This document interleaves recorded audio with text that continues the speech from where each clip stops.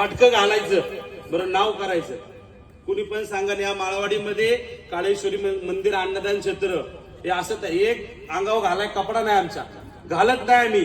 बरं पहिलं ते सजवलेलं आहे. कधी पण येऊन तुम्ही कुणी कधी या, येऊन फक्त एकदा त्या काळेश्वरी मंदिर अन्नदान क्षेत्राला भेट द्या.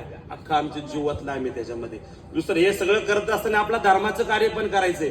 धर्म कुठला? आपला हिंदू धर्म, बरोबर आहे का? कुठला धर्म? आजकाल सगळी तरुण पोटं सगळा धर्म इसरायला लागला.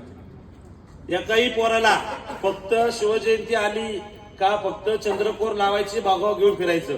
कधी शिवाजी महाराजांचं कुठलं चरित्र कधी वाचलंय का? त्या देवाला घरात पुजला का तुम्ही? फक्त चौकात टेस्ट टाकून पुजला, ते झालं का नंतर त्या मूर्त्या तुमच्या गोडाऊनामध्ये पडतात. बरोबर आहे का? चूक आहे? बरोबर. तो देव आहे पहिला, आपला एवढं लक्षात ठेवा सगळ्यांनी. आज या महाराष्ट्रामध्ये, भारतामध्ये म्हणलं तरी चालेल, जी मंदिरं आहेत त्या छत्रपती शिवाजी महाराजांमुळेच ती मंदिरं आहेत.